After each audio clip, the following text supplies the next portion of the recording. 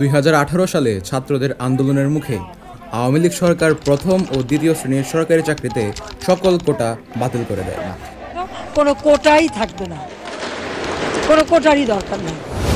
যদিও ছাত্রছাত্রীরা কোটার বিলুপ্তি না চেয়ে শুধুমাত্র কোটার সংস্কার চেয়েছিলেন। 5ই জুন 2024 সরকারি চাকরিতে প্রথম ও দ্বিতীয় শ্রেণীর জন্য সরকারের পক্ষ থেকে সকল প্রকার কোটা পদ্ধতি বাতিলের সিদ্ধান্ত অবৈধ ঘোষণা করেন হাইকোর্ট। চাকরিতে সব মিলিয়ে 56% কোটা বরাদ্দ পুনরায় শুরু হয়। পুনরায় শিক্ষার্থীরা কোটা সংস্কারের জন্য রাস্তায় নেমে আসেন। শুরুতে আন্দোলনকারী শিক্ষার্থীরা শান্তিপূর্ণ সমাবেশ শুরু করেন। এরপরেও সরকারের কোনো প্রতিক্রিয়া না পেয়ে আন্দোলনকারীরা বাংলা ব্লকেট নামক কর্মসূচি পালন করতে শুরু করেন। 15 জুলাই চীন সফর পরবর্তী সংবাদ সম্মেলনে প্রধানমন্ত্রী শেখ হাসিনা এক সাংবাদিকের শিক্ষার্থীদের চলমান আন্দোলন বিষয়ক প্রশ্নের জবাবে বলেন, মুক্তিযুদ্ধের বিরুদ্ধে এত ক্ষোভ কেন যে রাজাকার নাতিপুতিরা সবকিছু পাবে, মুক্তিযোদ্ধারা পাবে না? ছাত্রছাত্রীরা তাদের সকল আশা প্রধানমন্ত্রীর উপরে রেখেছিলেন।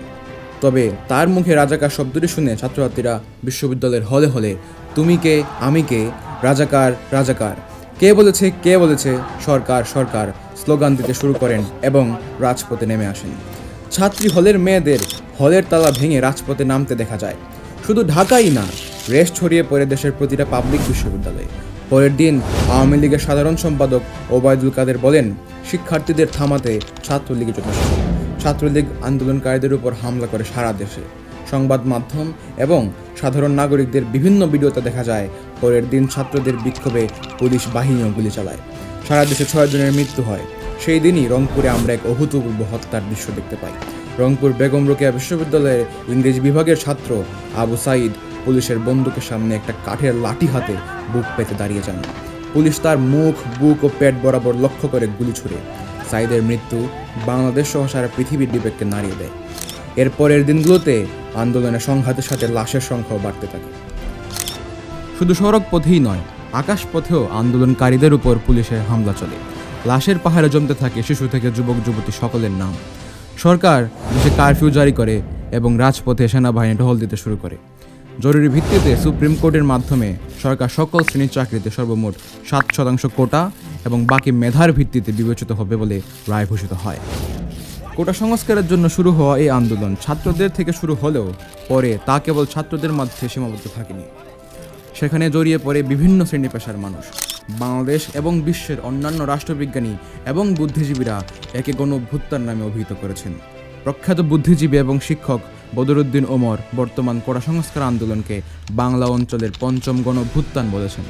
বণিক বার্তাকে দেওয়া এক সাক্ষাৎকারে তিনি বলেন, এ অঞ্চলে 1952 সালে আমরা প্রথম গণ অভ্যুত্থান দেখেছিলাম, দ্বিতীয় গণ অভ্যুত্থান দেখেছিলাম 1969 সালে, তৃতীয়টি ছিল 1971 সালের জানুয়ারিতে, 90-এ এরশাদের বিরুদ্ধে চতুর্থ গণ অভ্যুত্থান দেখেছিলাম। বাংলাদেশে বর্তমানে গণ অভ্যুত্থানের যে ঘটনা ঘটেছে সেটা কেবল জাতীয় রাজনীতির মোড় ঘুরিয়ে দিচ্ছে তাই নয়, এমনকি আন্তর্জাতিক রাজনীতির টনক নাড়াচ্ছে। সাম্প্রতিক বাংলাদেশ বিষয়ে পশ্চিমের মিডিয়া হাউসগুলো থেকে শুরু করে তাদের রাজনৈতিক দপ্তরগুলো বেশ সরব অবস্থান দেখা যাচ্ছে। তবে বাংলাদেশের অকৃত্রিম বন্ধু বলে কথিত দেশ ভারতের পররাষ্ট্র দপ্তর এ বিষয়ে কিছুটা নীরবই বলা যায়।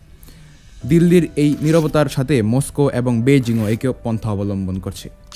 ভারতের একাধিক জনপ্রিয় ইউটিউবার বাংলাদেশের কোটা সংস্কার আন্দোলন নিয়ে ভিডিও বানিয়ে উদ্ভূত পরিস্থিতি তুলে ধরেছেন। একই সাথে সেখানকার মিডিয়া হাউসগুলো বসে নেই।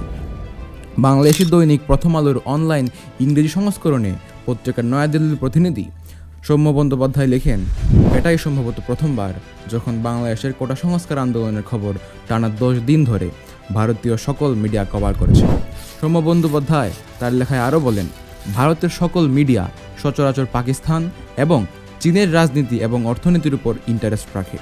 বাংলাদেশের কোনো খবর উক্ত দুই দেশের তুলনায় তেমন গুরুত্ব পায় না ভারতীয় সংবাদ মাধ্যমে। তবে এবার কোটা সংস্কার আন্দোলনে এত মানুষের মৃত্যু ভারতীয় সংবাদ মাধ্যমগুলো টনক নাড়িয়েছে। গত 16 জুলাই পর্যন্ত ভারতীয় সংবাদ মাধ্যমগুলোর এবং পররাষ্ট্র দপ্তরের চোখ ছিল বাংলাদেশের প্রধানমন্ত্রীর চীন সফর এবং তিস্তা চুক্তির ওপর। শান্তিপূর্ণ আন্দোলনে সহিংসতার পরে সবকিছুর মূল ঘুরে যায়। সৌম্য বলেন, বাংলাদেশের সাথে সীমান্ত থাকায় পশ্চিমবঙ্গ, মেঘালয়, আসাম ও ত্রিপুরার কিছু মিডিয়া হাউসগুলোতে বাংলাদেশের খবর টুকটাক জায়গা পেয়ে থাকে। তবে সারা ভারতের সকল ভাষার সংবাদ মাধ্যমগুলোর ফ্রন্ট পেজ কভারেজে এই প্রথম বাংলাদেশের রাজনৈতিক অস্থিতিশীলতা। পশ্চিমবঙ্গের বাংলা দৈনিক আনন্দবাজার পত্রিকায় 21শে জুলাই অনিন্দ জানা একটি নিবন্ধ লিখেন। শিরোনাম ছিল শহীদ আবু সাঈদ, এই যৌবন জলতরঙ্গ রুধিবে কে কারা। কোটা সংস্কার আন্দোলনে পুলিশের গুলিতে শহীদ হওয়া রংপুর বেগম রোকেয়া বিশ্ববিদ্যালয়ের ইংরেজি বিভাগের শিক্ষার্থী আবু সাঈদকে নিয়ে লেখা ওই নিবন্ধে লেখক অনিন্দ জানা আবেগীয় ভাষায় নিজের অনুভূতি প্রকাশ করেন। তিনি লিখেন, রুজির ধান্দায় গত 3.5 দশকে অজস্র গণ আন্দোলন কভার করার অবকাশ ঘটেছে, কিন্তু পুলিশের বন্দুকের নলের সামনে এমন বুক টান করে কাউকে আগে দাঁড়াতে দেখিনি কখনো। গুলির সামনে বুক পেতে দেওয়া কথাটা বহুবার বলতে শুনেছি, পড়েওছি, চোখে দেখিনি কখনো, এই প্রথম দেখলাম বুক পেতে দেওয়া। ভারতের সংবাদ মাধ্যমে বাংলাদেশের বর্তমান রাজনৈতিক ডামাডোল সর্বাবস্থান জানান দিলেও ভারতের পররাষ্ট্র দপ্তর থেকে বিশেষ কোনো মন্তব্যই প্রকাশ করা হয়নি। সাপ্তাহিক প্রেস ব্রিফিংয়ে ভারতের পররাষ্ট্র দপ্তরের মুখপাত্র রণধীর জয়সওয়াল সাংবাদিকদের ধরি মাছ না ছুঁই পানি জবাবে বলেন, ভারত দেশের চলমান পরিস্থিতিকে বাংলাদেশের অভ্যন্তরীণ বিষয় বলে মনে করে। লেখক মুরালি কৃষ্ণন লিখেছেন, ভারত বাংলাদেশকে একটি গুরুত্বপূর্ণ পূর্বাঞ্চলীয় বাফার হিসেবে স্বীকৃতি দেয় এবং তার বন্দর ও পাওয়ার গ্রিড অ্যাক্সেসের মাধ্যমে গুরুত্বপূর্ণ সহায়তা প্রদান করে। নয়াদিল্লি এখন পর্যন্ত ঢাকাকে প্রায় $8 বিলিয়ন ঋণ দিয়ে সাহায্য করেছে, যা উন্নয়ন প্রকল্প, অবকাঠামো নির্মাণ এবং ডিজেল সরবরাহের জন্য একটি পাইপলাইন নির্মাণে ব্যবহৃত হবে। মুরালির নিবন্ধ থেকে আরও জানা যায় যে ভারতীয় কিছু বিশ্লেষক মনে করেন ভারতীয় নীতি নির্ধারকরা বাংলাদেশের জনসংখ্যার কিছু অংশের মধ্যে বিরাজমান ভারত বিরোধী মনোভাব বুঝতে বেশ সংগ্রাম করছে। ভারত বাংলাদেশকে তার উত্তর পূর্বাঞ্চলীয় অঞ্চলসমূহের উন্নয়নের জন্য একটি স্ট্র্যাটেজিক পাথ হিসেবে ব্যবহার করতে চায়। গত কয়েক দশকে ভারত বাংলাদেশে ভারতপন্থী সত্তা হিসেবে আওয়ামী লীগে প্রচুর বিনিয়োগ করেছে। তাই বর্তমান বাংলাদেশে আওয়ামী লীগের রাজনৈতিক দোদুল্যমান অবস্থান ভারতের জন্য চিন্তার কারণ হয়ে দাঁড়িয়েছে। এদিকে পশ্চিমবঙ্গের রাজধানী কলকাতায় বাম ঘেঁষা তরুণ তরুণীরা বাংলাদেশের সাধারণ ছাত্রছাত্রীদের পক্ষ হয়ে সমাবেশ করেন।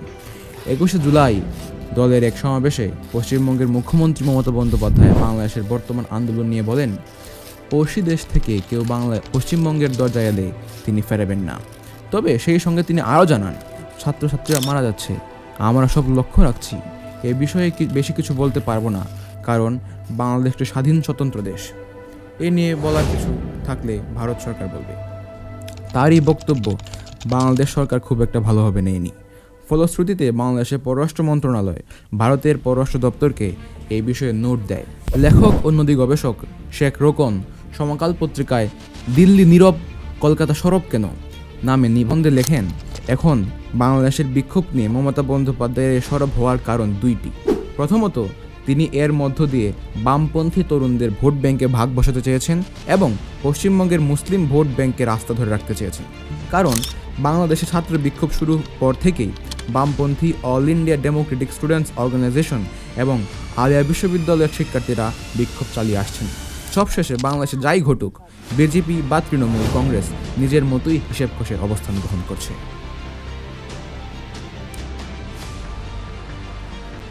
সর্বশেষে বলতে হয়, দেশের পররাষ্ট্রনীতি তৈরি হয় জাতীয় স্বার্থকে বিবেচনায় রেখে।